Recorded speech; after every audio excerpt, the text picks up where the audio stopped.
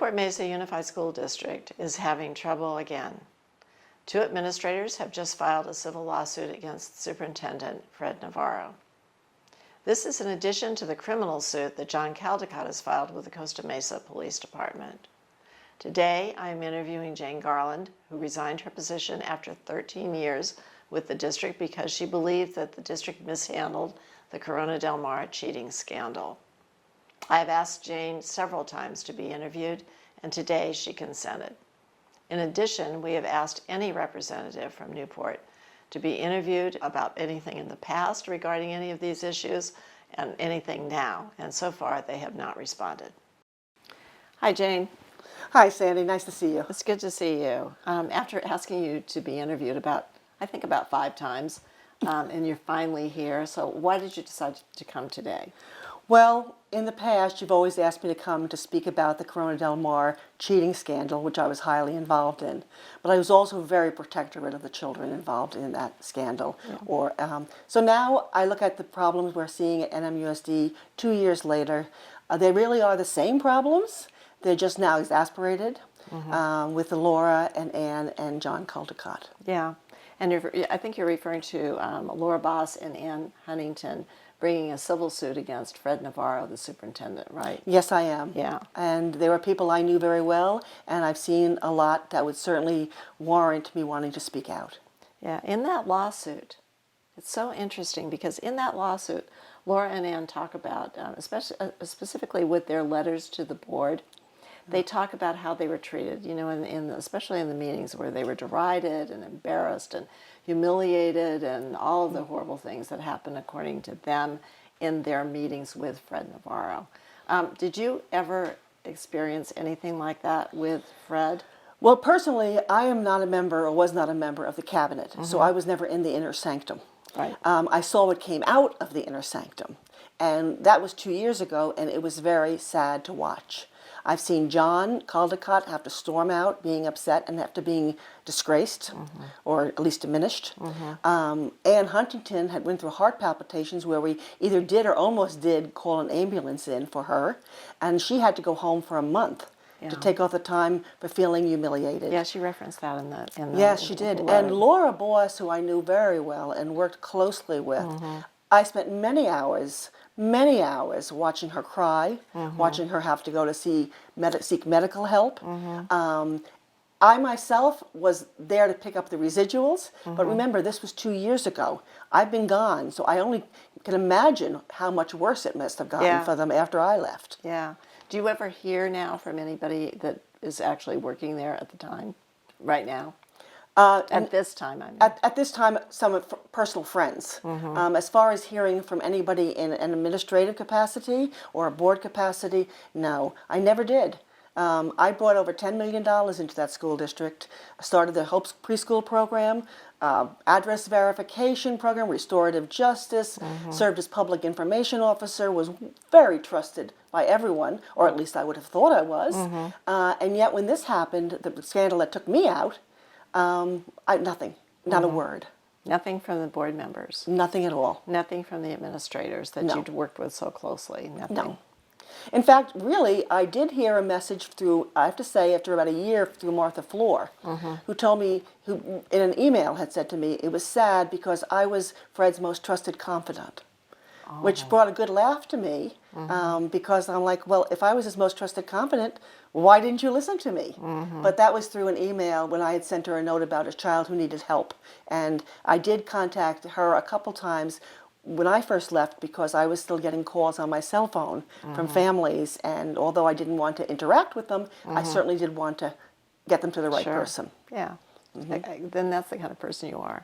So, but none of the rest of them contacted you? Absolutely not. Absolutely not. Yeah. You know, I did see them when I went with the parents of the CDM scandal down to the Orange County Board of Education to plead their case.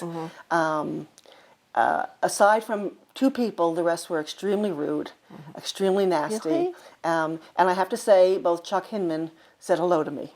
And other than Chuck Hinman, and of course I was there facing an entire 2 rows full of board members, and to make a plea to the Board of Education, which didn't get heard. Yeah. So did you feel, because apparently Martha thought that you were close to Fred, did you feel that you were close to Fred at any time? I mean, did you have any kind of relationship, really? Fred and I did have a relationship. Fred and we really worked well together. I feel after now I know the past and know why I left. Fred is great with you as long as you yes him and you agree with him. And frankly, we were on the same plane. We agreed with a lot of things together and moved forward on many things. Many times, though, I was totally confused because, as I heard Laura comment on one of her comments, that he changed direction and forget to tell the people who were working with him. And you'd be sitting there going, well, wait, I spent 3 days on something, but we're going in another direction. That was very tough. Yeah. But until this whole CDM scandal erupted, and I felt totally devalued because it was my job to know the families, know the history, know what happened, and I did. And yet no one would hear me because they just wanted to get it over with, get somebody put away and get it over with. Right. And that's just about power. And Did they have an opportunity at some point to actually catch the tutor before he escaped to wherever he went and then came back, of course? That is the sad part, okay, about the entire scandal. We knew 6 months before the children were arrested or faced suspension in December that 2 people had already been caught doing this. It was in June. The people in charge, the principal and vice principal at that time, never wrote anything up, suspended the girls, never had anything in the files. So when I came aboard in August, I had to put the girls back in school because we had nothing against them. We also knew it was a tutor at that time. And in September, a prominent person came forth to the CD Corona Del Mar principal and gave the name of the tutor.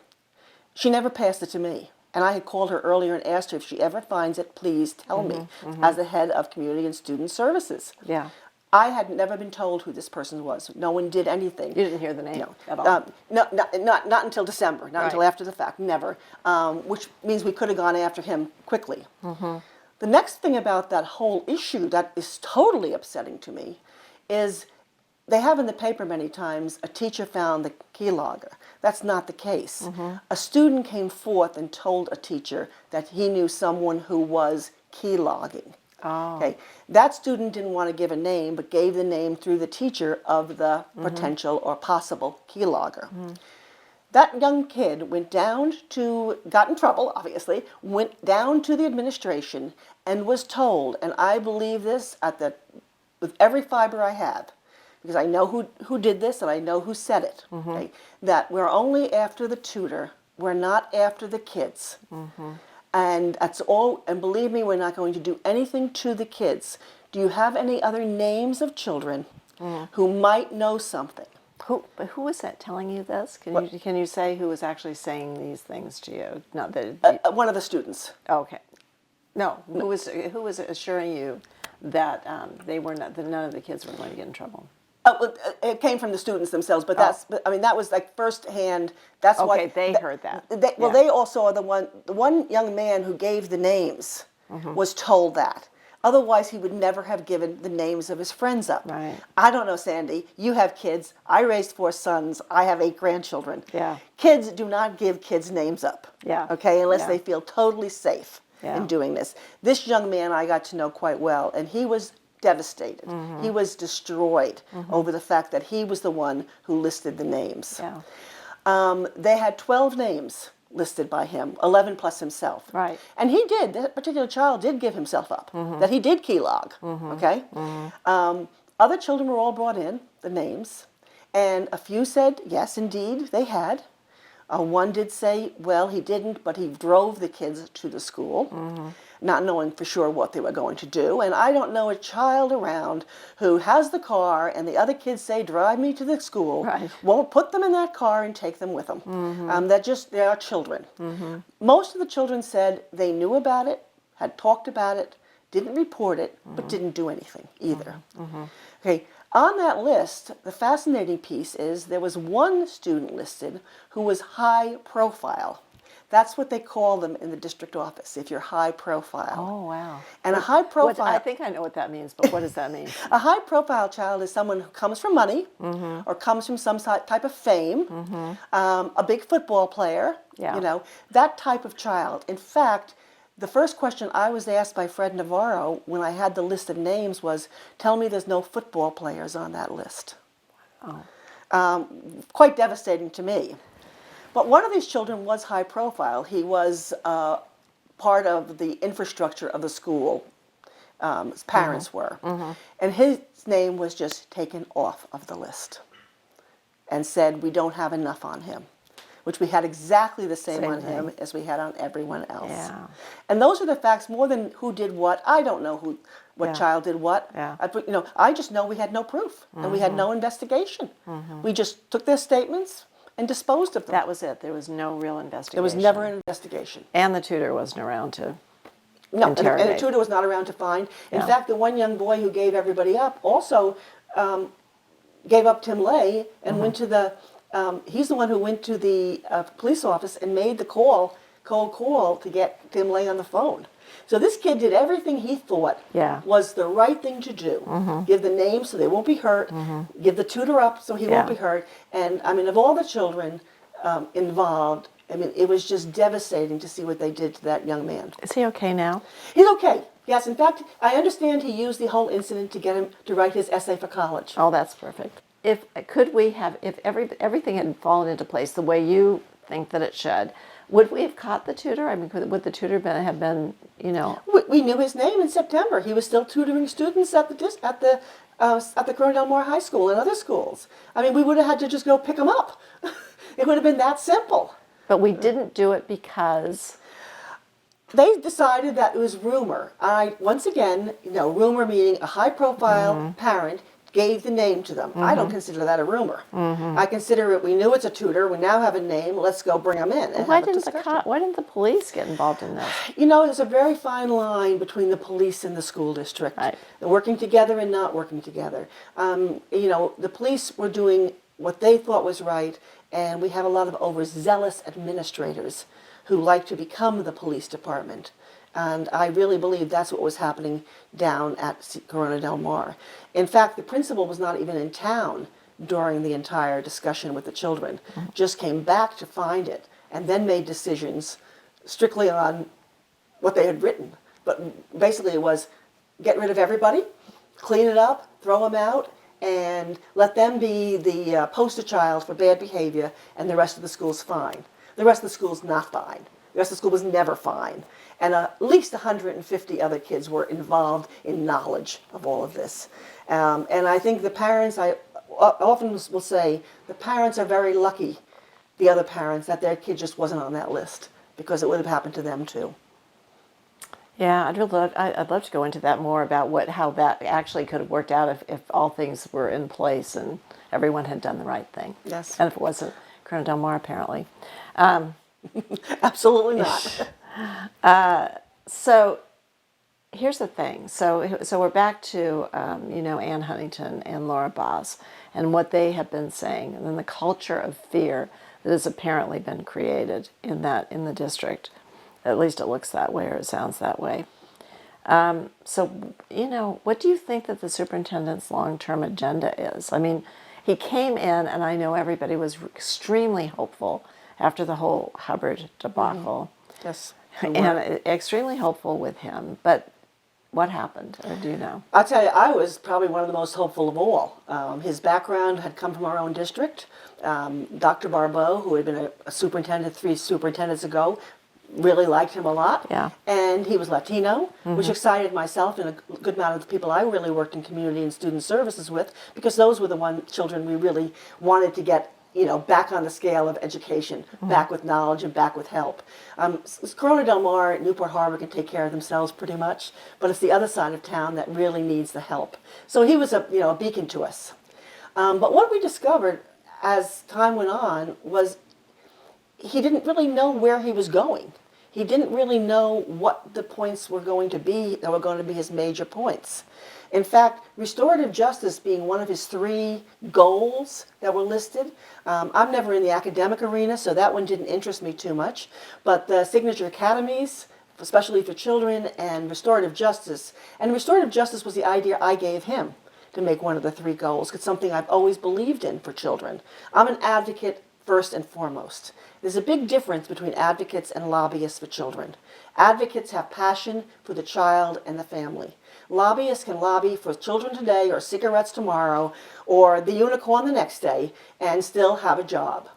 And what I see Dr. Navarro doing is getting rid of the advocates, the people who would fight him on causes for children, and filling those roles with strictly lobbyists who are willing to do whatever he wants them to do.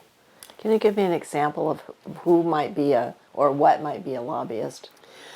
The assistant superintendent, who was now promoted to whatever job title she has, is a definite lobbyist for children. She's great at a lobbyist. She says the right words at the right time to the right things. There is no compassion there. There is no caring for children there. She and I went ahead a lot of times over what's best for the child and what she just wanted to do. Strictly a big lobbyist. In the new role coming in, an advocate, I would say, in the new role, the only advocate who's got a role of power today, I would say, would be Dr. Kurt Bauermeister.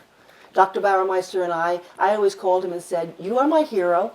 I said, because if I had a child in trouble, he would take that child into that school and mentor her.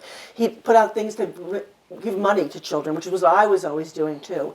And if everybody in a position today, and I'm not saying he's the best or not for the position he has, academically I don't know. I just know that there is a passionate advocate there. And I think it might be the only one in a high-ranking position right now. Do you think that people change when they get into those positions of power? Do you think they change their... I don't really think they change. I think we're intrinsically one or the other, why we went into the business.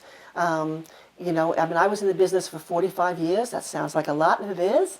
But it was all as an advocate for children.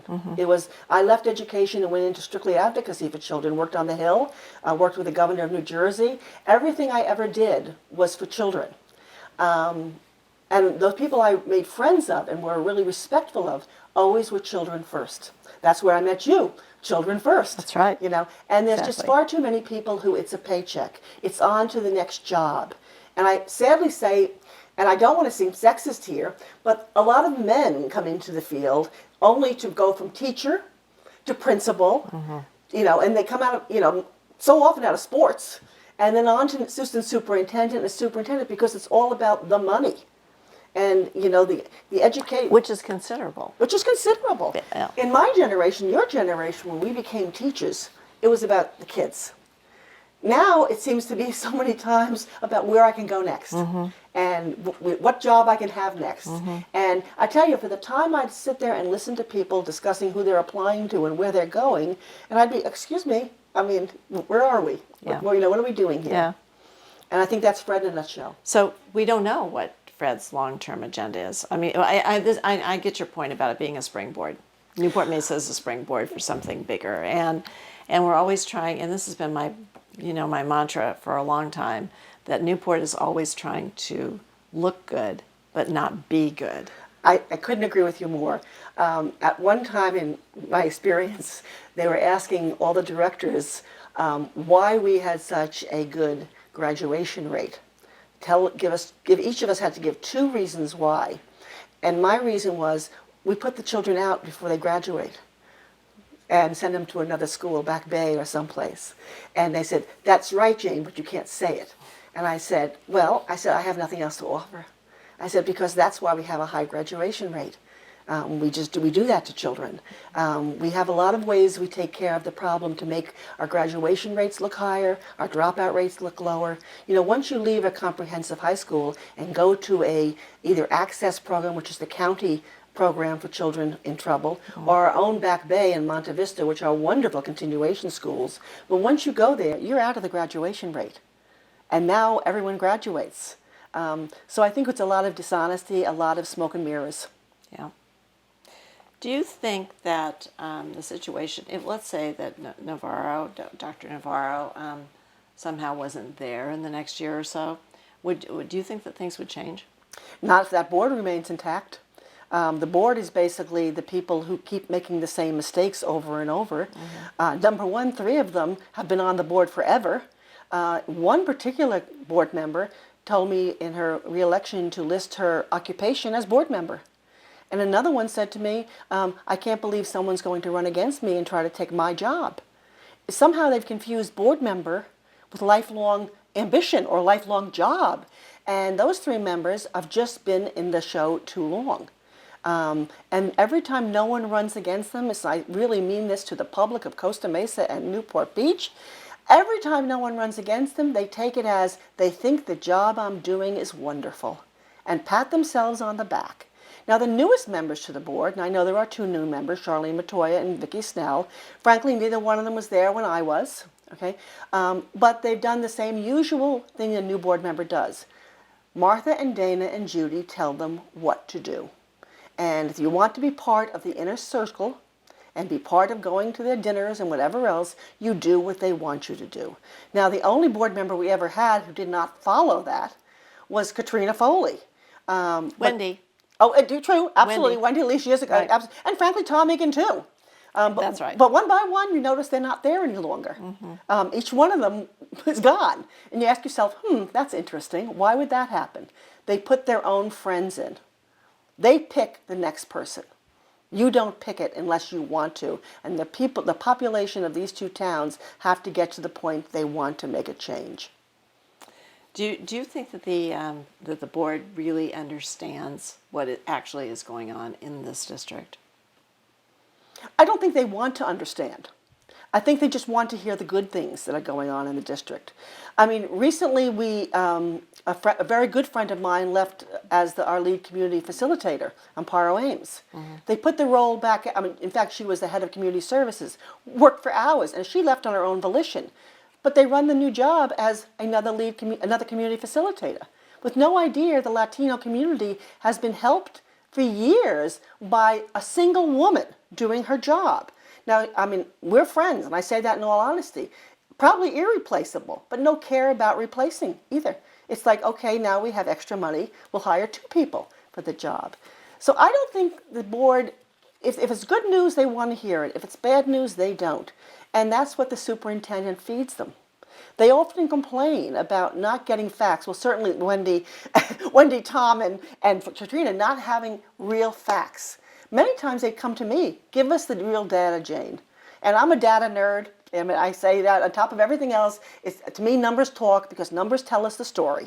And I always had the numbers because I liked to find out what the story was. However, basically the board would ask me, and Martha was very much into that. She did care about numbers. But most of them would like, okay, we don't know. And then Paul would get up with this dog and pony show. And he was one of the greatest at putting a presentation on. I would love his presentations. But obviously, what he was presenting and what his real concerns were, because now that we know that he was pretty much milking the system, are not the same. How many times I got a no for children's issues, and yet I hear that man is padding his retirement, makes me furious. Was that a shock to you? It was a shock. I lost respect for Paul Reed many years ago when Dr. Hubbard was in his trial period, and they needed someone to come in and take the role. Now, in business, someone who's already paid $250,000 doesn't ask for more money to take on the job of superintendent. He only can work so many hours a day anyway. But Paul wouldn't do it without money. And I just lost respect at that point. I bet he would have. Well, he might have, bet he would have. but it's the same as now. Everyone knows Paul Reed was never going to retire. Okay, I understand if they asked me if I was leaving in May and they said, oh, we can't do without you, so we'll give you $10,000 more on top of your budget for 1 year, okay, so we can replace you. We had no idea you were thinking of leaving. But 7 years? That's a joke, and that's the money for our children. And so I've lost total respect. How much money do you think is being misspent in this district that really should go toward the kids that we have? Well, I have to say, I was highly paid, okay? I highly paid. I know. My I know. husband used to say, you make too much money, you shouldn't make that much. And I just say, okay, as long as they want to pay me. Yeah. But yes, everybody there is highly paid and overpaid. And the fact that Kirk Bauermeister and Kurt Sir went from director to executive director with about a $70,000 raise. I was always told that if you went up in up to a new job, you got 5% more than you were making. Well, when I had an $8 million grant for Project Ask and went from a coordinator to a director, I was given a 5% raise. That was it. They said, that's all you can have. Well, all of a sudden, that doesn't seem to work for other people. It was just a very interesting way of circumventing the system. I felt well compensated. Well compensated. I worked my whole life in advocacy for children. Never had a pension. So, yes, I'm gone. Don't think I'm gone as good as most people are gone. I'm gone with 13 years in my thing. And I'm very happy with those checks every month, okay? But, yes, overpaid for what we're really doing. My husband is a scientist. He's got a PhD. He says, I hire young scientists for $50,000 and $60,000 a year with PhDs. He goes, who are these people? The other thing that really infuriates me at the school district is everyone has a secretary. Nobody in business has secretaries. You do it all. There may be a few pool people to get mail out and do these kind of things, Right. but everybody gets a secretary to answer the phone because they won't answer it. What do you think ought to be done about Fred? Just putting it out there. I think Fred should leave. I think at this point Fred has caused enough ruckus to leave the district. I don't know if that's going to help anything because he's put in place now people who are probably every bit as bad as he is. I think it needs to be reshuffled. I think we need, even if the board had to remain because they're voted until the next election, which I understand will be coming up in November, and I hope people get out and say, it's not because I'm a Republican or Democrat, and I don't have any of those, but in the area, because I know they're all very staunch Republicans. In fact, they told me I was the only Democrat in the system at the one time. Even if they change, they have to change their way of thinking. They'd have to totally realize and be willing to say they're wrong. But they weren't willing after Hubbard. What was their attitude when you were around? And we're kind of winding up now, but what was their attitude toward teachers? I do think they care about children. I do think the board members care about children. I think they care more about power. So when power and children intermingle, I do believe power would win, okay, over them. And not everyone at every time. But, some people serving on the board have their own unique situations in their home lives that needed to be tended to. And if you can't tend to your home life, I don't know if you want to tend to the life of 22,000 children and a staff of teachers who, for the most part and main part, care and give their life to this job. There are so many, yes, there are totally unqualified teachers out there. There are teachers who should be removed out there, but they are certainly not the most. There are few. They're not many. They're not many. And so I think they respect the teachers and they love the children as long as nothing goes wrong. Okay, so let's get back to Laura and John Caldecott and Ann Huntington. So what do you think these people have done either for the district or against the district? Okay, I've known them all for many, many years. Now, John Caldecott is an HR professional. I'm basically more of a passion person. John's realm of where he worked is not my realm. That's all I can really say about John is he's a consummate professional, rule follower, by the books, almost to the point that people like me could get a little crazy because, we do like to make people happier, that you can't do. I've never seen the man do anything that was not legitimate or on the books and passionate, even about children, although that wasn't his realm. Ann and Laura, certainly I know better. Ann I worked with since she came in 2008. She came under Dr. Hubbard, which was a contentious situation when she first arrived, just because of everything we were going through. Ann straightened out what Susan Astorita couldn't straighten out under two former directors of special ed. That was the biggest money grabber and problem we had in the district for the children who needed those services. Ann came in, and I didn't know her before that, but somehow she managed to straighten out the department, save money on putting children in and out of care, and my favorite, my most important Ann thing is that she brought mental health care into the district. Now Melissa Hurd is the coordinator in student services. She's a wonderful, compassionate person. I would have suggested her for the head of the entire department because she cares so much. So the district will be at a loss. And what do you say about Laura? Well, I've known Laura since I consider her a kid, since I'm much older. Laura, I was at her wedding.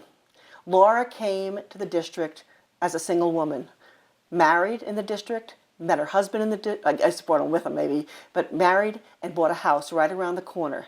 Why did she buy a house around the corner? Because NMUSD, Newport-Mesa Unified School District, was what she cared about. She was the history of Newport-Mesa. She was the innovator in Newport-Mesa because she knew everybody. She knew everything. Okay, you know, people say different things. You know, she didn't have the education. She didn't have this. No, she had the experience. You know, and she had the care and the compassion. And I know no one who would ever work harder. I'd call her at night and she'd be in the office. Saturdays in the office. And he basically took and destroyed her. Do you think, well, that's awful, but do you think that them coming forth with this civil suit against Fred Navarro and John doing, you know, actually has a criminal suit against Yeah. Fred.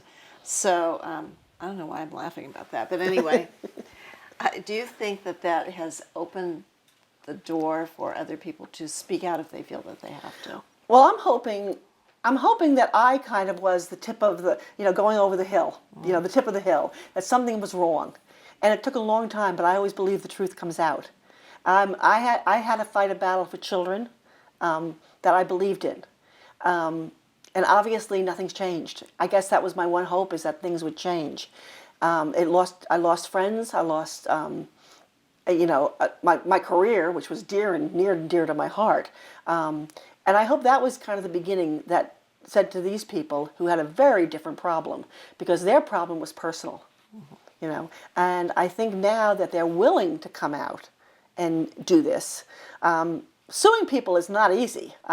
Something I sure didn't never want to do, you know. Not easy, but they're right. And, you know, only money talks. Sadly to say, you know, I fought my fight on passion and children. Yeah. That doesn't seem to get people's to move. Yeah. But frankly, you bring money into the subject, money Susan Astorita's making with her big promotion to retire, money Paul's making to stay on, money all the new guys are making to come in. And now, after they spent all this money, now they're going to have to put money out in court costs. My case alone, my situation alone cost them over $500,000. I think John's situation is going to John's going to cost $1 million. Yeah, it's you know? now costing more. And this is money that the teachers and the children should have. I mean, they could solve these problems. They could listen. They could have listened to me. They could have listened to John. They would have taken care of and saved children, saved employees. They really have to stop and say, what am I doing and how can I sleep at night? What is it they always say about in Washington? You know, it's always the cover-up that gets you, right? Exactly. It always is. And you know, over my life and a lot of advocacy work, I've had to wait years sometimes to see it righted. But you know, it's always been righted. Yeah. So, Kat, is there anything you'd like to say to your good friends? Let's just start with Laura Boss. Is there anything you'd like to say directly to Laura? Laura, I don't even want to get tears for what you've been through. I wish I was there to help you. I wish I was there to support you at the time you were going through this. To Ann, you're strong. Ann, you're my age. You'll be okay. But no one should have to endure what you did. And to John Caldecott, keep up the fight. Keep up the talking out. Don't let anyone turn you off. And to Fred Navarro, stop, Fred. Stop the bullying. Stop this craziness. Stop being who you probably, or I hope assuredly, aren't. And to the Board of Education, think. Just think. You haven't done that in a long time.